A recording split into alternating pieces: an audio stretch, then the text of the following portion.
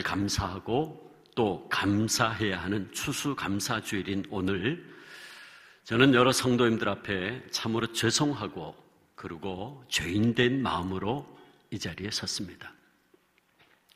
그것은 지난 한 주간 내내 SNS와 또 주요 일간지들 그리고 JTBC 등 언론에서 계속해서 보도하고 비판하고 있는 한국 교회의 목회 세습에 관한 일 때문입니다. 저 역시 지난주에 모든 예배를 마치고 집으로 돌아가서 접했던 충격적인 소식에 할 말을 잃어버렸고 참으로 참담하고 그리고 비통한 마음을 금할 길이 없었습니다. 그 소식을 듣는 순간 1938년 일제강점기에 평양에서 열린 제27차 대한여수교 장로회 총회가 신사참배는 우상숭배가 아니고 국민의례라고 결의하며 일제의 우상 앞에 무릎을 꿇었던 그 순간이 기억이 났습니다.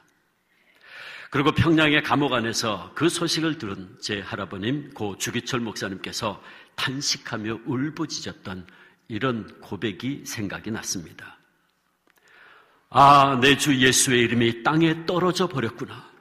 평양아, 평양아, 동방의 새 예루살렘아, 영광이 내게서 떠나갔도다. 모란봉아, 통곡하라. 대동강아, 나와 같이 울자.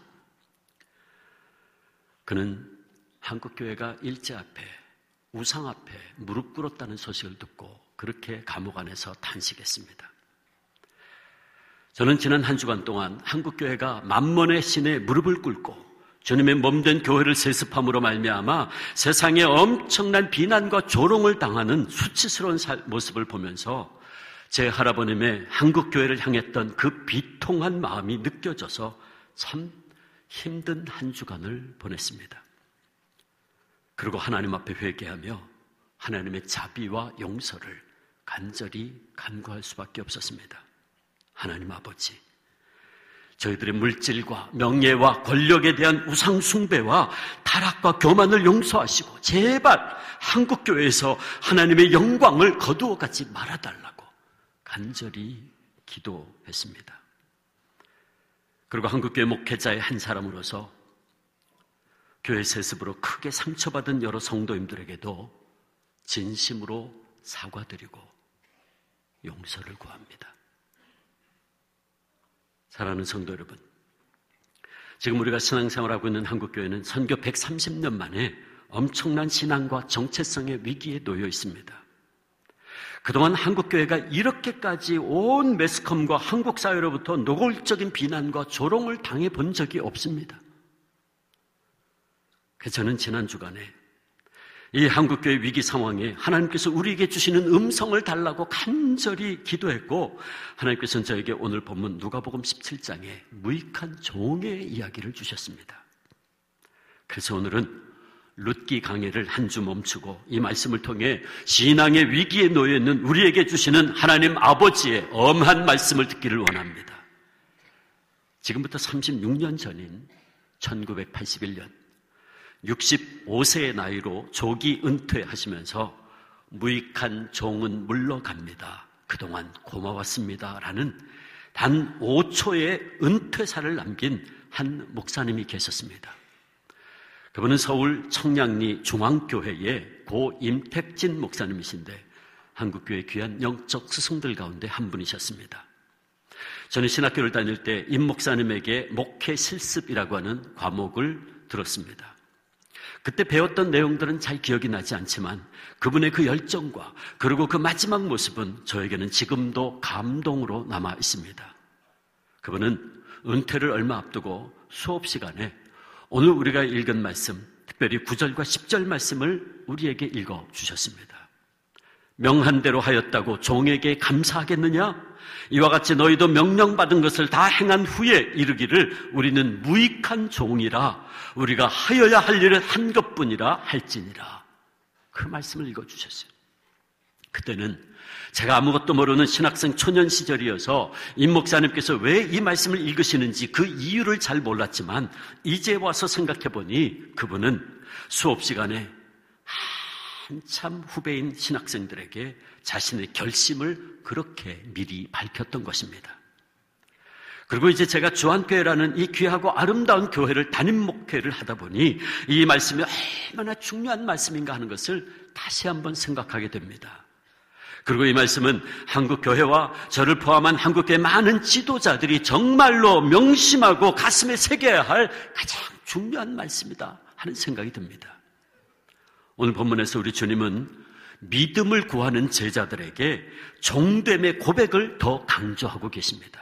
제자들이 주님께 5절 말씀 보면 주여 우리에게 믿음을 더하소서라고 요구를 했는데 예수님께서 그 대답으로 그래 너희에게 믿음을 주마라고 말씀하지 않으시고 어찌 보면 좀 뜬금없는 말 같은 6절 보면 너희에게 겨자씨 하나일 만한 믿음이 있었더라면 이 뽕나무더러 뿌리가 뽑혀 바다에 심기어라 하였을 것이요 그것이 너희에게 순종하였으리라 그렇게 대답하셨어요. 제자들은 믿음을 달라고 요구했는데 예수님은 겨자씨 하나일 만한 믿음의 중요성에 대해서 말씀하신 것입니다.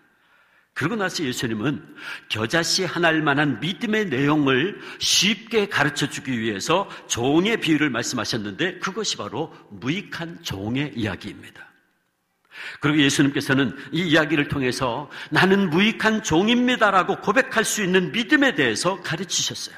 그러므로 예수님께서는 믿음을 요구하는 그들에게 제자들에게 뜬금없는 대답을 하신 것이 아니라 너희가 믿음을 소유하되 이런 믿음, 즉 나는 무익한 종입니다라고 고백할 수 있는 그런 믿음을 가져야 된다라고 말씀해 주신 거예요. 그렇다면 나는 무익한 종입니다라고 고백하는 믿음은 무엇입니까? 흔히 고대 사회에서 종과 노예는 가장 비참한 존재들이었습니다. 주로 전쟁에서 포로가 되거나 혹은 빚을 갚지 못해 종이 되는 경우가 많았는데 그러므로 고대 사회에서 종이란 소유권이 전혀 없는 사람이었습니다. 자기 생명조차도 자기 것이 아니었습니다. 그래서 종들은 자기 마음대로 죽을 수도 없었어요. 자신의 재능은 물론이요 심지어는 자식을 낳아도 그 자식의 주인이 그 자식도 주인의 소유입니다. 그러므로 종에게는 자신의 것이라고 할 만한 것이 아무것도 없었어요. 또 종에게는 절대적인 순종만이 요구될 뿐이었습니다. 가라면 가고 오라면 오는 것뿐입니다. 폭풍이 몰아쳐도 주인이 밭에 나가 일하라면 일해야 하는 것이 종입니다. 그래서 오늘 본문 8절에도 보면 종이 하루 종일 밖에서 고된 일을 하다가 돌아왔어요. 배도 고프고 피곤합니다. 그런데 주인은 말하기를 음식을 준비하고 자기가 저녁 식사하는 동안에도 수종 들고 그 다음에 먹으라고 명령합니다. 종에게는 이렇게 절대적인 순종만이 요구되었어요.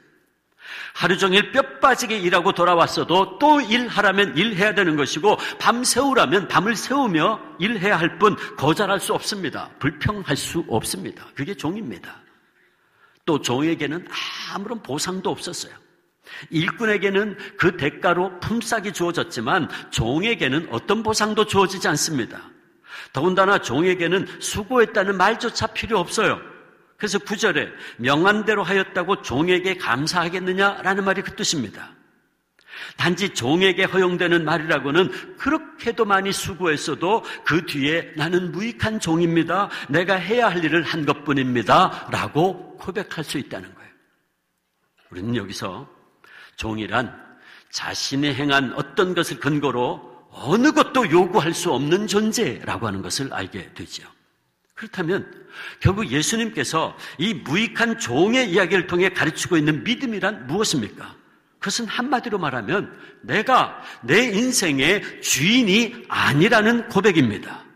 즉 예수님께서 이 비유를 통해 가르쳐 주시는 믿음이란 뭐냐 하면 우리의 생명과 소유를 비롯한 모든 것이 철저하게 하나님의 것이라는 사실을 인정하는 것, 그것이 바로 온전한 믿음이라는 것입니다.